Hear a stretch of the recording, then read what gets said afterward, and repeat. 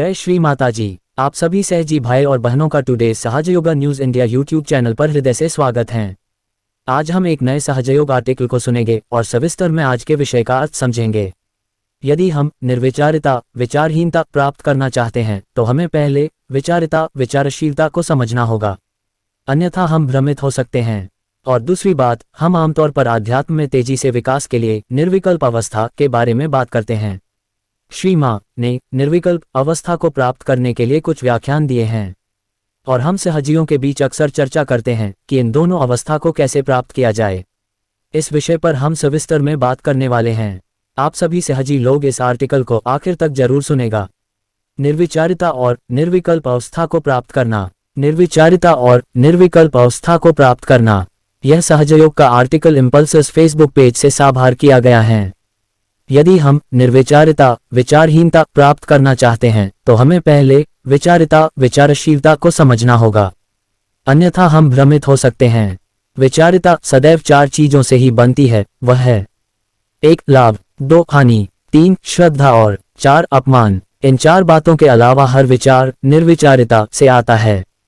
विचारिता में सभी प्रकार के भौतिकवादी मामलों को शामिल किया गया है जो हमारे अपने व्यक्तित्व के इर्द गिर्द घूमते हैं, क्योंकि हमारा मन हर समय इन चारों चीजों के इर्द गिर्द घूमता है और मन की यह कक्षीय गति एक चुंबकीय क्षेत्र उत्पन्न करती है जो हमारा ध्यान आकर्षित करता है और हमारा ध्यान प्रभावित हो जाता, और यह प्रभाव हमारे नियमित सामान्य जीवन में हमारी जागरूकता तक जाता है, जो हमेशा इस सूक्ष्म तंत्र के परिणाम के रूप में विचारों का कारण बनता है।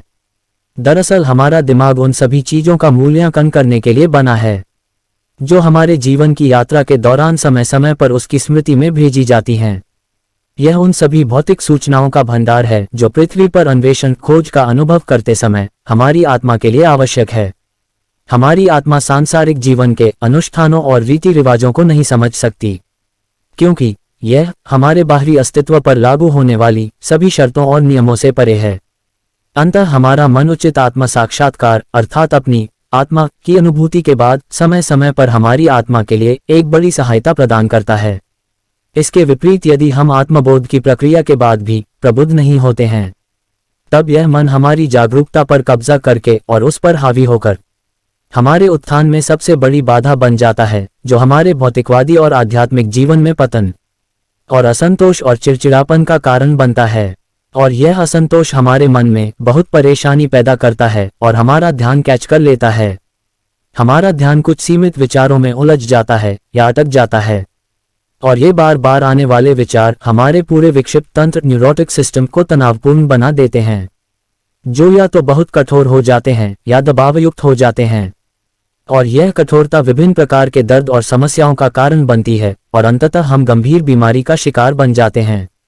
यदि हम अपना ध्यान सबसे पहले अपने सहस्त्रार और अपने मध्य हृदय में ऊर्जा के प्रवाह की तीव्रता और आवृत्ति दोहराव को महसूस करने और पढ़ने में लगाने का प्रयास करें, और फिर बाकी सभी चक्रों में ऊर्जा को स्वीकार करें, तब हम ऊर्जा के प्रवाह में भिन्नता देख सकते हैं, जिससे विभिन्न प्रकार की संवेदनाओं की अनुभूति के बारे में विचार उत्पन्न होंगे।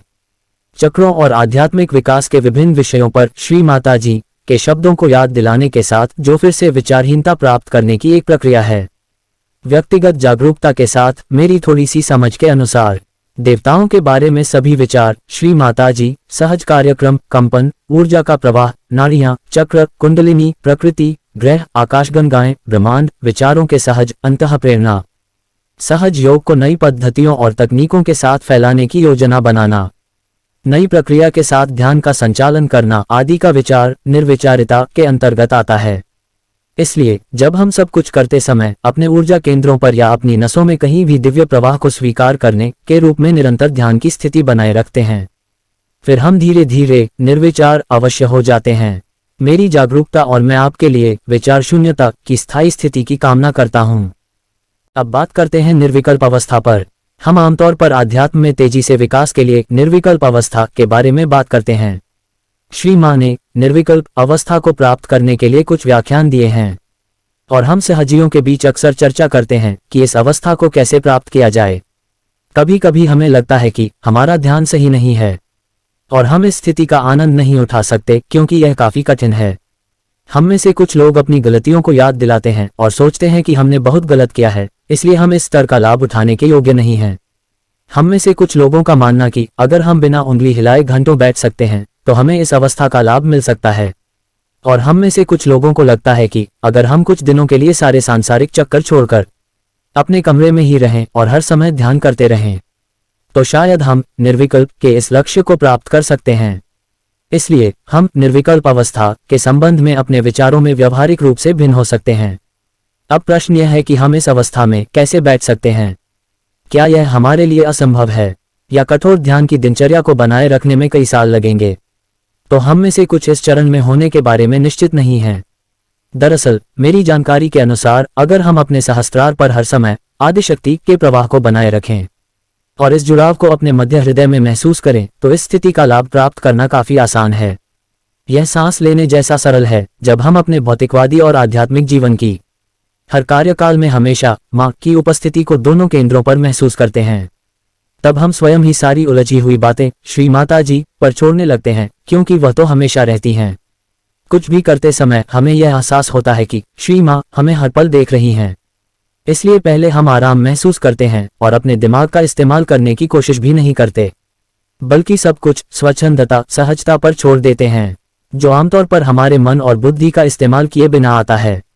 दरअसल यह सहजता और कुछ नहीं बल्कि आंतरिक रूप से शांत कंपन के साथ अचानक विचार के रूप में श्री माँ का उच्चारण है, जो हमारी पुरानी जानकारी और हमारे मन के विचार के पहले से सहेजे गए डेटा से मेल नहीं खाएगा। यह सहज प्रवाह हमारा ध्यान अपनी ओर खींचता है और हमारे मन को उस सोच से विचलित करता है जो किसी भी प्रकार की समस्याओं और जटिलताओं के लिए कई विकल्पों के सभी विचारों को विसर्जित कर देता है। निर्विकल्प का अर्थ है हमारी जागरूकता का स्थानापन्न, कमनेस, ऑप्शनलेसनेस। हमारी जागरूकता किसी विशेष स्थिति के लिए हमारे किसी भी प्रकार के विकल्प को खोजने के लिए हमारे दिमाग से मदद लेने को तैयार नहीं होगी। निर्विकल्प अवस्था समर्पण का पर्याय है। दोनों चीजें एक दूसरे के अनुकूल हैं। अगर हम एक कोशिश करते हैं तो बोनस के रूप में दूसरी चीज अपने आप आ जाती है। तो सहस्त्रार और मध्य हृदय में दिव्य ऊर्जा के निरंतर प्रवाह को महसूस करना हमारी जागरूकता और चेतना में विकल्प रहित भाव पैदा करता है और हमारा विश्वास बढ़ाता है और हमें श्री माँ की इच्छा पर चिंता, योजना, दुख छोड़ने में सक्षम बनाता है। जय श्री माता जी।